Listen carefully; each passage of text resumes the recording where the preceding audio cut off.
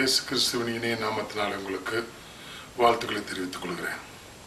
எங்கள் நிகழ்ச்சியை பார்க்கிற அன்பான தேவ பிள்ளைகளுக்கு நன்றியையும் வாழ்த்தையும் தெரிவித்துக் கொள்கிறேன். இந்த மே மாதம் 17ஆம் தேதி காலை நேர வேத பகுதியாக 2 ராஜாக்களின் புஸ்தகம் 24-25 அதிகாரங்களையும், மாலை நேர வேத பகுதியாக யோவான் எழுதின சுவிசேஷம் 5ஆம் அதிகாரம் 1ஆம் வசனம் முதல் 23 வசனங்களை வாசிக்கும்படி கேட்டுக்கொள்கிறேன். நீங்கள் இந்த வேத வசனங்களை தினமும் வாசித்து தேவ அறிவை பெருக்கிக் கொள்ளுங்கள். வேதாகமத்தை படித்து முடிக்காதவர்கள் இந்த இலகுவான வழிமுறைகள் மூலம் ஒரு வருடத்தில் வேதத்தை வாசித்து முடிக்க இலகுவான காரியமாக அமையும். இந்த நல்ல நாளுக்குரிய தியான பகுதியாக யோவான் எழுதின சுவிசேஷம் 5ஆம் அதிகாரம் 14ஆம் வசனத்தை நான் உங்களுக்கு வாசிக்கிறேன். இயேசு அவனை தேவாலயத்தில் கண்டு, இதோ நீ சொஸ்தமானாய், அதிக கேடானதொன்றும் உனக்கு வராதபடி இனி பாவம் செய்யாதே என்றார். கர்த்தராகிய இயேசு கிறிஸ்து இன்று என் அன்பான தேவ பிள்ளைகளை உங்களுக்கு ஆண்டவர் சொல்லுகிறார், அதிக கேடானதொன்றும் உங்களுக்கு வராதபடி இனி பாவம் செய்யாதேங்கள். நம்முடைய வாழ்க்கையில தேவன் அநேக அற்புதங்களை, அநேக நன்மைகளை செய்திருக்கிறார். அவைகள் தொடர்ந்து நம்மை ஆசீர்வாதத்துக்கு நேராய் நடத்துவது இல்லை. தொடர்ந்து தேவனுடைய ஆசீர்வாதத்தை நாம் சுதந்திரிக்க முடியாதவர்களாய் போய்விடுகிறோம். அதனுடைய காரணம் என்ன என்று தெரியாமல் நாம் திகைக்கிறவர்களாய் இருக்கிறோம்.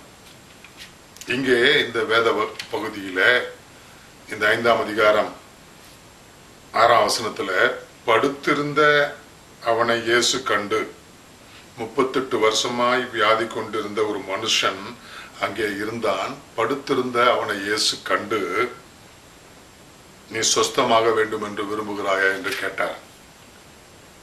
அவன் சொல்லுகிறான், நான் இந்த தண்ணீர், இந்த பெதஸ்தா என்கிற குளத்துல இந்த தண்ணீர் கலக்கப்படும் போது, தேவதூதர்களால் கலக்கப்படும் போது, நான் முந்தி தேவ வல்லமையினால் நான் சுகமாவதற்கு, முந்தி குதிப்பதற்கு, இறங்குவதற்கு முன்பதாக வேறொருவர் முந்தி இறங்கி விடுகிறான், நான் காலதாமதமாகி விடுகிறது என்று சொல்லி நீண்ட நாட்கள், பாருங்க 38 வருஷம் அந்த பெதஸ்தா ஒரே இடத்துல தேவனுடைய பிரசன்னம், தேவனுடைய வல்லமை வெளிப்படுகிற அந்த இடத்துல காத்திருக்கிறான். எவ்வளவு பரிதாபமான ஒரு காரியம். அப்படிப்பட்ட அந்த மனிதனிடத்துல இயேசு வந்து, நீ சுகமாக வேண்டும் என்று விரும்புகிறாய் என்று கேட்டார். அவன் சொல்லுகிறான், நான் சுகமாக வேண்டும் என்று விரும்புகிறேன், ஆனால் ஆண்டவரே என்னை கொண்டு போய் அந்த இடத்துல போடுவதற்கு ஆள் இல்லை என்று சொல்லுகிறான். தன்னிடத்துல பேசுகிறவர் யார் என்பது அவனுக்கு தெரியாது. அவரிடத்துல தெய்வீக வல்லமை, தேவனுடைய குமாரன் என்பதை அவன் அறியவில்லை. ஆனால் உள்ளத்தை அவன் ஊற்றுகிறான். இயேசு அதை கண்டு, நீ எழுந்து உன் படுக்கை எடுத்துக்கொண்டு நட என்று சொன்னார். பாருங்க, 38 வருஷமாய் குளம், அந்த பெதஸ்தா குளம் கலக்கப்படும் போது அதிலே முந்தி போய் குதித்து சுகம் பெற முடியாதவனாய் இருக்கிற அந்த முடவனை பார்த்து இயேசு சொல்லுகிறார், நீ எழுந்து உன் படுக்கை எடுத்துக்கொண்டு நட என்று சொன்னார். பாருங்க, அவன் 38 வருஷமாய் நாம் நடக்க முடியல என்று நினைக்கவில்லை.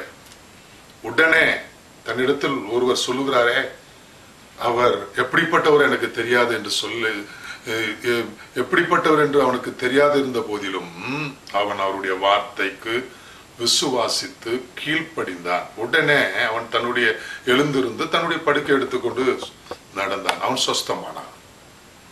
இந்த சொஸ்தமான நபரை தேவாலயத்திலே ஆண்டவர் கொஞ்ச நாள் கழித்து காண்கிறார். இந்த சொஸ்தமாக்கினவர் யார் என்பது இந்த குணமாக்கப்பட்ட அந்த மனுஷனுக்கு தெரியாது. அவன் இயேசு என்று தெரியாது, ஜீவனுள்ள தேவகுமாரன் என்று தெரியாது. தேவாலயத்திலே பார்த்து இயேசு அவனை பார்த்து, அப்பொழுது அவனை பார்த்து சொல்கிறார், அதிக கேடானதொன்றும் உனக்கு வராதபடி இனி நீ பாவம் செய்யாதே. பாருங்க, நீண்ட நாட்கள் காத்திருந்து தேவனுடைய ஆசீர்வாதத்தை, தேவனுடைய சுகத்தை, தெய்வீக சுகத்தை பெற்றுக்கொண்ட அந்த மனிதனிடத்துல காணப்பட்டது பாவம். அந்த பாவத்தினாலே அவனுடைய வாழ்க்கையில நீண்ட நாள் அவன் முடவனாய் இருக்க வேண்டிய அவசியம் ஏற்பட்டது. இது போன்றுதான் நம்முடைய வாழ்க்கையில நீண்ட நாள் நாம் மறைத்து வைத்திருக்கிற பாவங்கள், ரகசிய பாவங்கள், மற்றவர்களுக்கு மறைத்து வைத்திருக்கிற பாவங்கள், இவைகளை எல்லாவற்றையும் தேவன் பார்க்கிறார் என்பதை அறியாதபடி நாம் பாவத்திலே சிக்கி தவிழ்த்து அநேக காரியங்களை தேவனிடத்திலிருந்து தேவனுடைய ஆசீர்வாதத்தை பெற்றுக்கொள்ளாதவர்களாக இருக்கிறோம்.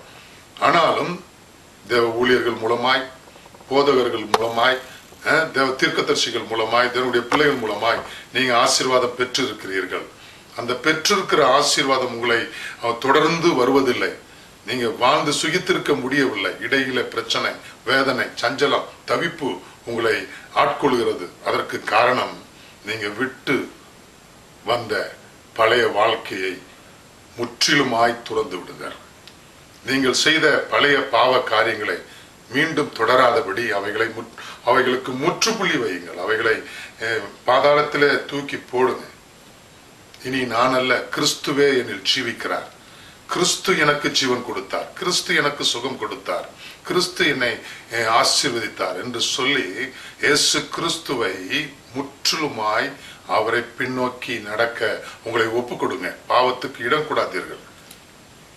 இன்னும் அதிகமான கேடானது உங்க வாழ்க்கையில நடைபெறாதபடி நீங்க பாவத்துக்கு இடம் கொடாமல், பாவம் செய்யாமல், பாவத்தை விட்டு விலகி, பொல்லாப்பானதை விட்டு விலகி, தேவனுடைய வார்த்தைக்கு செவி கொடுத்து, தேவனை சார்ந்து கொண்டு, தேவனை நோக்கி பார்த்து, உங்களுக்கு கொடுத்த தேவனுடைய ஆசீர்வாதத்தை உங்களுக்கு நித்திய காலமாய் நீங்க சுதந்திரித்துக் கொள்ள, நித்திய காலமாய் அவைகளை அனுபவிக்க நீங்க உங்களை ஆயத்தப்படுத்திக் கொள்ளுங்க, உங்களை தகுதிப்படுத்திக் கொள்ளுங்க.